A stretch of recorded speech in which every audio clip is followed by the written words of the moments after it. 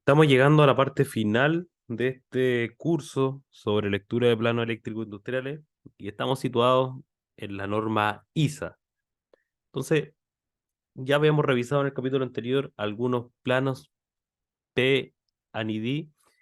Entonces, esta última parte es para revisar algunos ejemplos típicos de lo que ustedes se pueden encontrar al momento de ver algún plano de proyecto.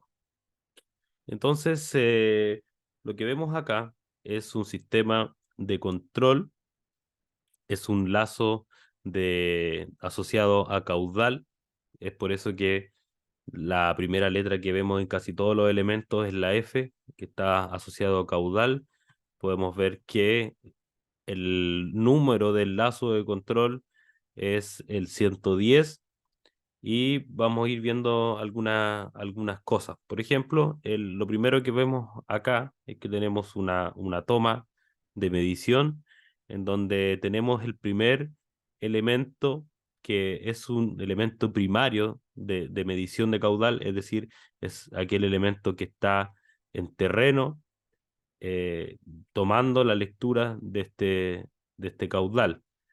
Luego vemos que esta señal pasa por un transmisor indicador de caudal, que es un indicador local, es decir, en terreno está instalado este elemento en donde toma la señal de aquel caudal, ¿cierto? Y la convierte en una señal eléctrica. Eso lo podemos deducir por la salida que ya vemos que va en señal eléctrica para luego pasar por un elemento conversor, es decir, un elemento transductor.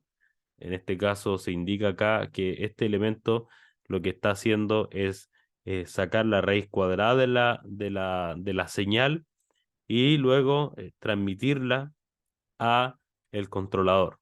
Y acá vemos el controlador, registrador de caudal. Este elemento está tomando la señal, ¿cierto? Y va a ejercer una acción de control para lograr alguna referencia o algún set point de lo que nosotros queremos controlar. Finalmente, vemos que este elemento envía una señal a este relé o transductor, que perfectamente también puede ser un relé, perdón, que toma la señal eléctrica y ahora la debe convertir en una señal neumática para trabajar sobre el actuador que tenemos acá al final. Entonces, esto vendría siendo un actuador neumático, ¿verdad? Lo podemos ver aquí por la señal. Entonces, esto es un esquema típico que nos podamos encontrar repetidamente en algunos procesos industriales. En este segundo ejemplo es diferente al anterior, ya que podemos identificar dos lazos de control. Esto lo podemos deducir debido a que el número asociado al lazo de control eh, es diferente. Tenemos el lazo de control 101 y el lazo de control 102. Este es un sistema de control de un estanque de vapor, ¿cierto? En donde vamos a ver que funciona de la siguiente manera. El primer lazo de control es el lazo de control 101, es un lazo de control que está asociado a nivel. Es por ello que vemos que en este punto la primera letra, ¿cierto? Es la L de nivel, en donde el primer elemento que tenemos acá, LT, esto viene siendo eh, el transmisor de nivel, es decir, este elemento es un elemento primario instalado que está tomando una lectura, luego envía una señal eléctrica a un controlador, que es controlador indicador de nivel.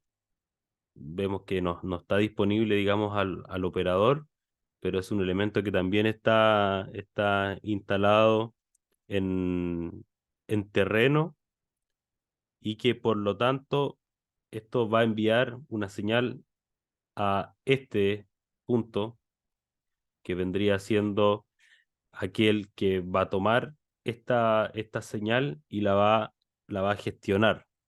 Entonces tenemos aquí una especie de relevador o transductor, el cual va a tomar esta señal, como ya dije, y va a generar una operación matemática de la lectura de todo lo que viene desde este punto, y a través de ello envía señal también a un controlador indicador de flujo, que vendría siendo lo que aparece acá. Este controlador es el que tiene fijado el set point. ¿Set point de qué? De la entrada de agua, para poder controlar el nivel. Entonces, en el fondo, este elemento lo que está haciendo es tomar información del nivel para generar una acción en la entrada de agua. ¿Ok? Vemos acá que luego de tomar estos datos, el componente es capaz de enviar señal eléctrica al elemento que tenemos en la parte inferior, que lo que va a hacer es convertir la señal eléctrica que viene dada según del set point, perdón, a una señal neumática para abrir o cerrar el actuador. De todas maneras, dentro de este mismo lazo de control tenemos una conversión, que es la que vemos acá, que toma información, ¿cierto? Convierte, envía, y a través de eso genera una acción. Pero por este otro lado, también cuando abrimos la salida del vapor hacia los usuarios, tenemos lo siguiente: tenemos un elemento que está en terreno, que está transmitiendo el flujo, transmisión de flujo. Convierto la señal también en una señal eléctrica, y se envía a este convertidor que ya venía con la señal desde este otro punto. También esto llega información al controlador principal. Entonces, en esta parte, en resumen, estoy tomando una lectura de flujo de lo que sale, estoy tomando también la lectura del nivel, es decir, cómo se está comportando el nivel en función de la salida que tengo en este punto. Tomo esa información de nivel, de salida de flujo, hay una operación matemática, es una suma en este caso, y esa operación llega al controlador, quien en base a estos datos va a tomar una decisión sobre la válvula de entrada de agua. Entonces, de esa manera podemos nosotros más o menos entender cuál es el funcionamiento del proceso y cuáles son los elementos de control que están en él.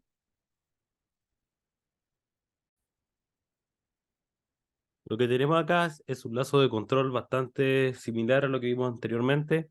Tenemos un elemento primario que es un sensor de flujo, que es este elemento que está indicado acá.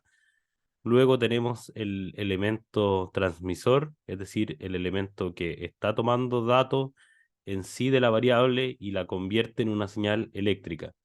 Luego esta señal eléctrica la toma, si ustedes ven acá, esto es otro lazo de control.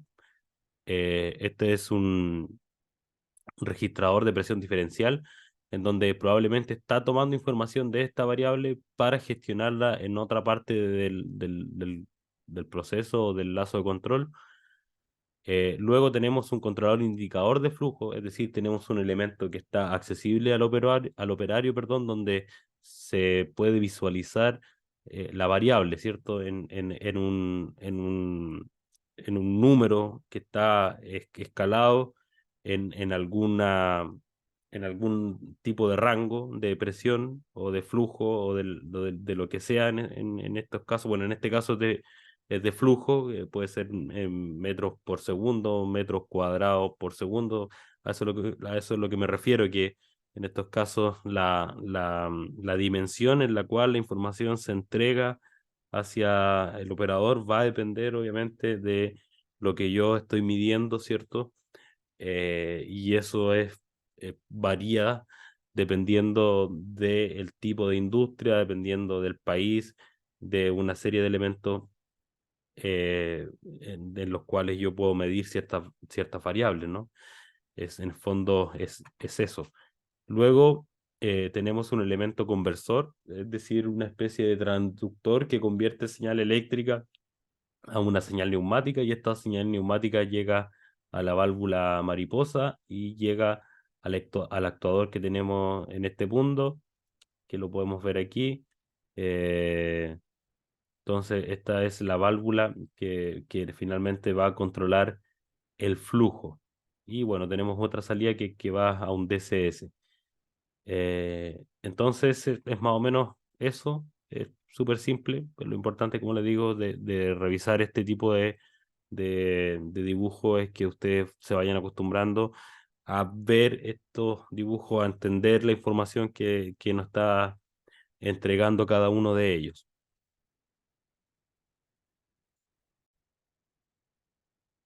En este caso tenemos un control que muestra la razón aire-combustible, la cual se ajusta de manera manual en el controlador eh, indicador de flujo, que es el que vemos acá. Aquí se establece el set point. Se pueden observar dentro de este mismo plano dos lazos de control diferentes. Si ustedes ven, tenemos el lazo de control asociado al combustible, que vendría siendo el lazo 101, y el lazo de control asociado al aire, que vendría siendo el lazo 102. Em, el flujo de combustible se fija mediante el controlador que vemos acá y el aire se raciona a partir del flujo de combustible. Cualquier perturbación en el flujo se corrige por medio de los circuitos de flujo. El flujo del aire siempre sigue el flujo de combustible, esto es, con un controlador de presión se cambia primero el flujo de combustible y entonces el flujo de aire va siguiendo este control de manera que se genera una combinación que permita que el sistema funcione sin tener que consumir demasiado combustible, porque al quemar demasiado combustible va a generar quizás demasiada escape de gases. En estos casos, cuando se trata de quemadores o se trata de calderas, generalmente la combinación aire-combustible tiene que ser muy precisa para poder lograr una combustión homogénea y una combustión eh, limpia, lo más limpia posible. Así es que de eso se trata este lazo de control. Vemos que también está tomando lectura del vapor, tiene un transmisor de presión en este punto que convierte a señal eléctrica. Existe un indicador de presión también, controlador indicador de presión que está accesible al operador. Esa información también la recibe el controlador indicador de flujo. Este controlador indicador de flujo vemos que tiene transductores para accionar, donde cambiamos de señal eléctrica a señal neumática. Vemos que también hay operaciones matemáticas asociadas para el tema de la razón aire-combustible. Tenemos también acá en el sistema de control del aire, básicamente lo mismo, se establece el set point de aire y en base a ello y en base a información que está tomando también del otro controlador, va a generar una salida para mover ciertos actuadores, los cuales vemos que también pasa por una especie de transductor o conversor, por eso dice aquí IP, que convierte señal eléctrica a señal neumática para abrir o cerrar las válvulas y también está monitoreando el flujo a través de este sensor de campo, transmisor de flujo, que a su vez también tiene un conversor donde saco la raíz cuadrada de esto, y este conversor lo que hace y que dice que está detrás del elemento, dicho sea de paso, es lo que hace convertir obviamente la variable medida en una señal eléctrica que el controlador la pueda gestionar. Bien, con esto estamos llegando al final de este curso. Desde el principio la intención fue presentar toda esta información para poder ayudar a que ustedes en el futuro puedan interpretar los planos eléctricos industriales de mejor manera. Entonces, dentro de todo esto, dentro de todos los planos eléctricos, existen muchas cosas que hay que saber. No solo basta con saber la lógica eléctrica o la lógica de control, también hay que saber un poquito de proceso, hay que saber un poco de la norma ISA, de lo que estamos revisando ahora, pero esto de alguna u otra manera también te lo va dando la experiencia en la medida que comienzas a revisar planos, en la medida que comienzas a ver máquinas, todo esto en algún punto se va uniendo y va adquiriendo la capacidad ya para después ver solo una hoja resumen de un plano y entender cómo funciona la máquina, entender de qué se trata, entender qué función está cumpliendo algún sensor determinado, qué función está cumpliendo algún controlador determinado, etcétera, etcétera. Entonces, esto les va a servir como una base, este curso, para a partir de esto seguir aprendiendo, seguir estudiando.